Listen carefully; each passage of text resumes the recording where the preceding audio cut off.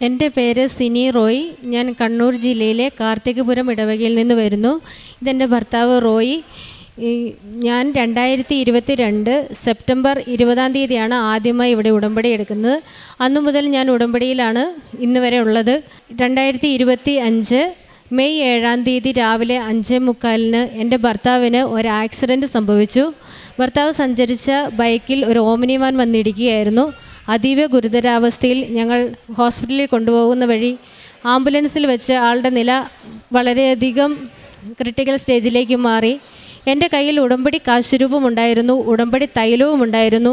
ഞാൻ ഉടമ്പടി തൈലം നെറ്റിയിൽ കുരിശ് വരച്ച് പ്രാർത്ഥിച്ചു. ഉടമ്പടി കാശുരൂപം റോച്ചിൻ്റെ നെഞ്ചിൽ വെച്ച് പ്രാർത്ഥിച്ചു. ഉടമ്പടി പ്രാർത്ഥനയും വിശ്വാസ പ്രമാണവും ഒക്കെ ഞാൻ ആദ്യം ചൊല്ലി റോച്ചിനെ കൊണ്ട് ചൊല്ലിപ്പിക്കുകയും ചെയ്തു. പക്ഷേ പോകെ പോകെ റോച്ചിൻ്റെ അവസ്ഥ വളരെ മോശമായി വരുന്നത് കണ്ടപ്പോൾ എനിക്ക് ആ പ്രാർത്ഥന ഒന്നും ചൊല്ലാൻ സാധിക്കുന്നുണ്ടായിരുന്നില്ല.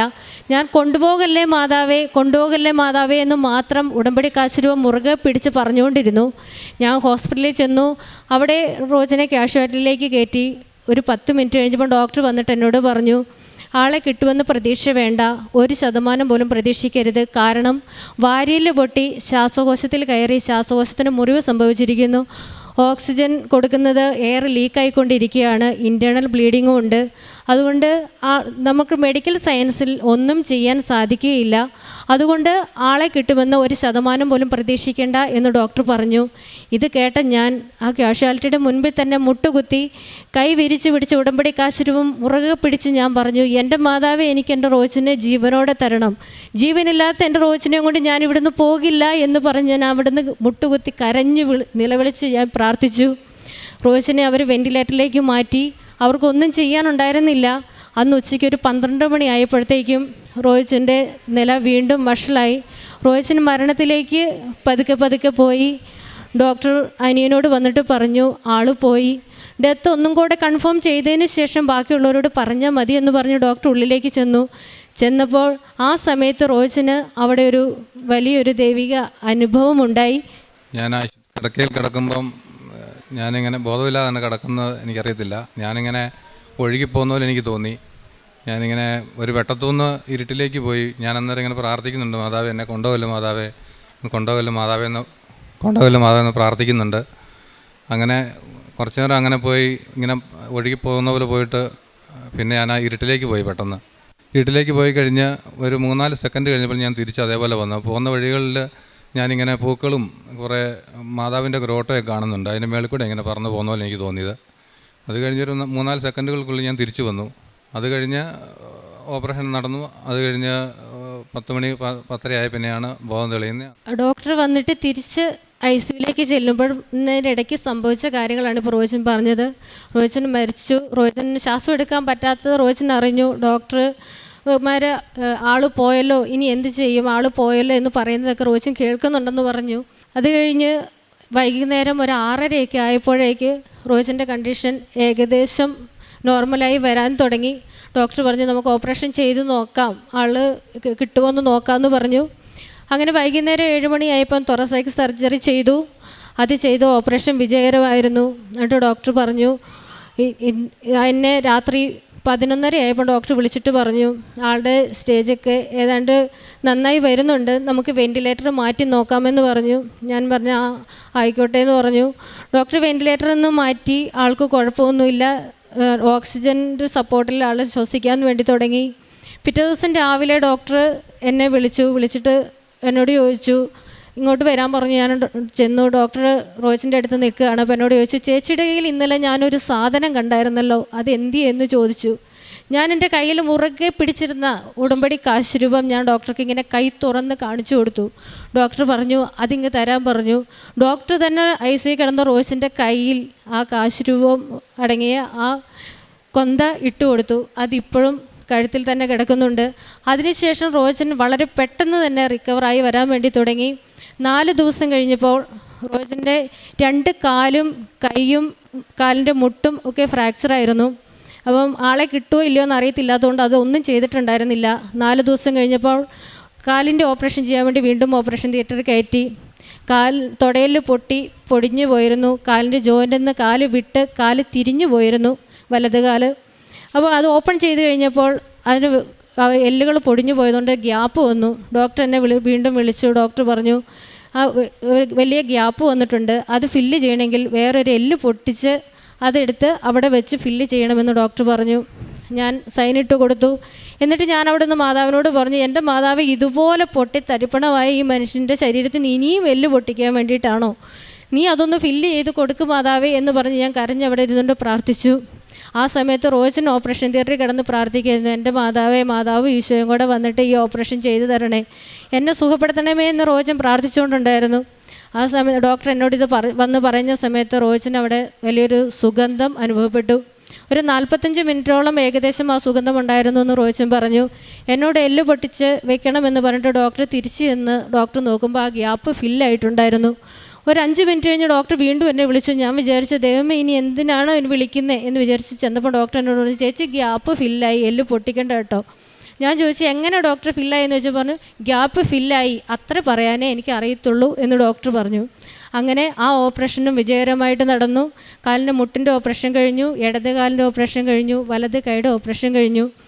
അപ്പം മൊത്തത്തിൽ ഓപ്പറേഷൻ ചെയ്ത 6 സർജറി കഴിഞ്ഞു. 6 സർജറി കഴിഞ്ഞാൽ ശ്വാസകോശത്തിന് വലിയ പരിക്കാണ്, ആരെ കാണിക്കരുത് എന്ന് പറഞ്ഞു. അങ്ങനെ വളരെ സീരിയസ് ആയിട്ടുള്ള അവസ്ഥയിലുണ്ടായിരുന്ന ആൾ ഡോക്ടർ പറഞ്ഞു 6 മാസമെങ്കിലും കഴിയാതെ കാല് നിലത്തോട്ട് വയ്ക്കാൻ പറ്റുമെന്ന് നിങ്ങൾ വിചാരിക്കരുത്, അതുപോലെ സൂക്ഷിക്കണം എന്ന് പറഞ്ഞു വിട്ടു. 2.5 മാസമായപ്പോൾ സമയച്ചുരുക്കത്തിൻ്റെ മാതാവ് എൻ്റെ റോജൻ്റെ കാല് രണ്ടും നിലത്തു കുത്തി. 3.5 മാസമായപ്പോൾ വാക്കറി നടന്നു, 4 മാസമായപ്പോൾ സ്റ്റിക്കും കൊണ്ട് നടന്നു, ഇപ്പം 4.5 മാസമായപ്പോൾ സ്റ്റിക്കും ഇല്ലാതെ ആൾ നടക്കുന്നുണ്ട്. ചെറിയൊരു വേദന, അതായത് സ്റ്റീലൊക്കെ കയ്യാലിൽ ഇട്ടിട്ടുള്ളത് കൊണ്ട് ചെറിയൊരു പ്രശ്നം മാത്രമേ ഉള്ളൂ. ഇപ്പോൾ ഈ 7-ാം തീയതി വന്നാലേ 5 മാസം ആകുള്ളൂ. ഇന്നലെ കണ്ണൂരിൽ നിന്ന് ഞങ്ങൾ ഇങ്ങോട്ടേക്ക് വന്നു. 200 കിലോമീറ്റർ റോജൻ ഡ്രൈവ് ചെയ്തു ഇന്നലെ രാത്രിയിൽ. അങ്ങനെയാണ് ഞങ്ങളിവിടെ വന്നത്. ഞങ്ങൾക്ക് 100% ഞങ്ങൾ വിശ്വസിക്കുന്നു പരിശുദ്ധ അമ്മ തിരിച്ചു തന്ന ജീവനാണ്, ജീവിതമാണ്. ഡോക്ടർ എന്നോട് തമാശയായിട്ടാണെങ്കിലും ഡോക്ടർ എന്നോട് ചോദിച്ചു, ചേച്ചിക്ക് 3 കുട്ടികളാണോ? ഞാൻ പറഞ്ഞു അതെ. 3 പെൺകുട്ടികളാണോ? അതെ. ചേച്ചി വീട് വെച്ചിട്ടില്ലേ? ഞാൻ പറഞ്ഞു ഇല്ല. ഇതെല്ലാം ചേട്ടൻ ഡയറക്റ്റ് ചെന്ന് സ്വർഗത്തിൽ പറഞ്ഞിട്ടുണ്ട് കേട്ടോ, ഇനിയിപ്പോൾ ചേച്ചിക്ക് ഇതിനൊന്നിനും ബുദ്ധിമുട്ട് വരികയില്ല എന്ന്. ഹിന്ദുവാണ് ഡോക്ടർ. കാരണം വെന്റിലേറ്ററിൽ അബോധാവസ്ഥയിൽ കിടക്കുന്ന ആൾ ഉള്ളിൽ പ്രാർത്ഥിച്ചു എന്നാണ് റോജൻ വിചാരിച്ചിരിക്കുന്നത്. പക്ഷേ റോജൻ അത് വളരെ ഉച്ചത്തിലാണ് പ്രാർത്ഥിച്ചത്. ചുറ്റും നിന്ന ഡോക്ടേഴ്സും സ്റ്റാഫും ഇത് കേൾക്കുന്നുണ്ടായിരുന്നു. ഇപ്പോഴും കണ്ണൂർ ബേബി മെമ്മോറിയൽ ഹോസ്പിറ്റലിൽ ഒരു അത്ഭുത മനുഷ്യനാണ് റോജൻ. അപ്പം ഞങ്ങൾക്ക് ഇത്രയും വലിയ അനുഗ്രഹങ്ങൾ തന്ന് ഞങ്ങളുടെ ജീവിതം ഞങ്ങൾക്ക് തിരിച്ചു തന്ന പരിശുദ്ധ അമ്മയ്ക്കും തിരുക്കുമാരനും 1000 നന്ദി പറയുന്നു. ഞാൻ പ്രേക്ഷിത പ്രവർത്തനങ്ങളൊക്കെ ചെയ്യുന്നുണ്ടായിരുന്നു. പാവപ്പെട്ട കുട്ടികൾക്ക് പഠിക്കാൻ നിവൃത്തിയില്ലാത്ത കുട്ടികളെ സഹായിക്കുന്നുണ്ടായിരുന്നു. അനാഥമന്ദിരങ്ങളിൽ പോയി അവർക്ക് വേണ്ട ശുശ്രൂഷകൾ ചെയ്യുന്നുണ്ടായിരുന്നു. പാവപ്പെട്ടവർക്ക് ഭക്ഷണം കൊടുക്കുന്നുണ്ടായിരുന്നു. പിന്നെ വിശുദ്ധ കുർബാന, പ്രാർത്ഥനകൾ ഇതെല്ലാം ചെയ്യുന്നുണ്ടായിരുന്നു. എൻ്റെ മുന്നിൽ ആര് സഹായം ചോദിച്ചു വന്നാലും അവർക്ക് ചെയ്തു കൊടുക്കുന്നുണ്ടായിരുന്നു. പരിശുദ്ധ അമ്മയ്ക്കും തിരുക്കുമാരനും ഞാൻ എൻ്റെ കുടുംബത്തെയും എൻ്റെ മക്കളെയും എല്ലാവരെയും പൂർണ്ണമായി സമർപ്പിക്കുന്നു. സങ്കീർത്തനം 23 4-ാം തിരുവചനം. മരണത്തിൻ്റെ നിഴൽ വീണ താഴ്വരയിലൂടെയാണ് ഞാൻ നടക്കുന്നതെങ്കിലും ഞാൻ അവിടുന്ന് കൂടെയുള്ളതിനാൽ ഞാൻ ഭയപ്പെടുകയില്ല. അങ്ങയുടെ ഊന്നുവടിയും ദണ്ടും എനിക്ക് ഉറപ്പേകുന്നു. സിനിയുടെയും റോയുടെയും വളരെ ശക്തമായ പ്രത്യക്ഷീകരണ സാക്ഷ്യമാണ് നാം കേട്ടത്. ഒരപകടത്തിൽപ്പെട്ട് മരിച്ചു എന്ന് വിധിയെഴുതുന്നതിന് മുൻപ് മരിച്ചു എന്ന് തന്നെ ഡോക്ടേഴ്സ് പറഞ്ഞ് വിധിയെഴുതുന്ന സമയത്താണ് അദ്ദേഹത്തിൻ്റെ ചലനങ്ങൾ വീണ്ടും പ്രത്യക്ഷപ്പെട്ടത്.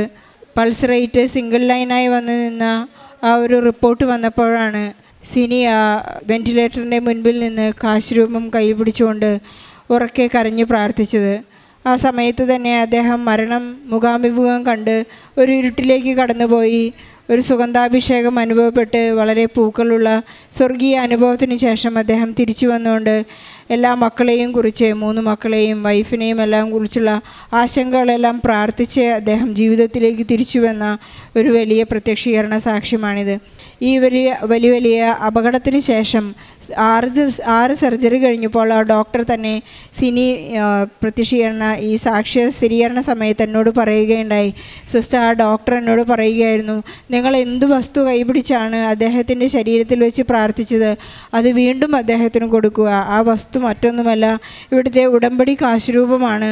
ആ മകൾ കാണിച്ചു കൊടുത്ത ഡോക്ടർക്ക് പോലും അത്, ഒരു ഹൈന്ദവ ഡോക്ടർക്ക് പോലും അത് വിശ്വസനീയമാമിതം. നമ്മുടെ കൈകളിലിരുന്ന് ചലിക്കുന്ന ആ അമ്മ, നമ്മോടൊപ്പം സഞ്ചരിക്കുന്ന അമ്മ അവരോട് കൂടെ ഉണ്ടായിരുന്നു എന്നാണ് ഈ പ്രത്യക്ഷീകരണ സാക്ഷ്യത്തിൻ്റെ ഏറ്റവും വലിയ പ്രത്യേകത. അപ്രതീക്ഷിതമായ ഇൻറ്റേർണൽ ഓർഗൻസ് പെട്ടെന്ന് ആ ഗ്യാപ്പ് ഫില്ല് ചെയ്യാൻ മാത്രം ഒരു അത്ഭുതം മിനിറ്റുകൾക്കുള്ളിൽ അവിടെ സംഭവിച്ചു എന്നുള്ളതാണ് മറ്റൊരു അത്ഭുതം. ഇദ്ദേഹത്തിൻ്റെ ജീവിതത്തിൽ വളരെ ചുരുങ്ങിയ അവസ്ഥ കൊണ്ട്, വളരെ ചുരുങ്ങിയ ദിവസങ്ങൾക്കുള്ളിൽ അദ്ദേഹം മൈലുകളോളം ഇവിടെ കാർ ഡ്രൈവ് ചെയ്തു വന്നാണ് ഇവിടെ വന്ന് നിന്ന് സാക്ഷ്യം പറയുന്നത്. ഞാൻ ശ്രദ്ധിക്കുകയായിരുന്നു. അദ്ദേഹം നിന്നുകൊണ്ട് തന്നെയായിരുന്നു സാക്ഷ്യം മുഴുവൻ വിവരിച്ചതും അവിടെ സംസാരിച്ചതുമെല്ലാം. ഇന്നിവിടെ ഒരു വലിയ അത്ഭുതത്തിന് നാം എല്ലാം സാക്ഷികളാകുമ്പോൾ നമുക്ക് പരിശുദ്ധ അമ്മയ്ക്കും ഈശോയ്ക്കും നന്ദി പറയാം. നമ്മുടെ എല്ലാ ജീവിത ദുരന്തങ്ങളും പരിശുദ്ധ അമ്മ ഇന്ന് ഏറ്റെടുത്തിരിക്കുകയാണ്. ഇവിടെ കാലുകുത്തിയ എല്ലാ മക്കളുടെയും ദുരന്തങ്ങൾ അമ്മ പരിരക്ഷിക്കുകയും അമ്മ കാത്തുരക്ഷിക്കുകയും ചെയ്യുന്ന നമുക്ക് ഉറപ്പുണ്ട്. നമ്മുടെ എല്ലാ സങ്കടങ്ങളെയും ഈ സാക്ഷ്യത്തോട് ചേർത്ത് വെച്ച് സിനിയുടെയും റോയുടെയും കുടുംബത്തിൻ്റെയും വലിയ സാക്ഷ്യത്തിന് ഈശോയ്ക്കും പരിശുദ്ധ അമ്മയ്ക്കും നല്ലൊരു കൈയടി നൽകി സാക്ഷ്യം നമുക്ക് സമർപ്പിക്കാം. അത്യപൂർവ ദൈവാനുഭവങ്ങൾ ഇനി നിങ്ങൾക്കും സ്വന്തം. ഈ യൂട്യൂബ് ചാനൽ ഇതുവരെ സബ്സ്ക്രൈബ് ചെയ്തിട്ടില്ലെങ്കിൽ ഇപ്പോൾ തന്നെ സബ്സ്ക്രൈബ് ചെയ്യുക.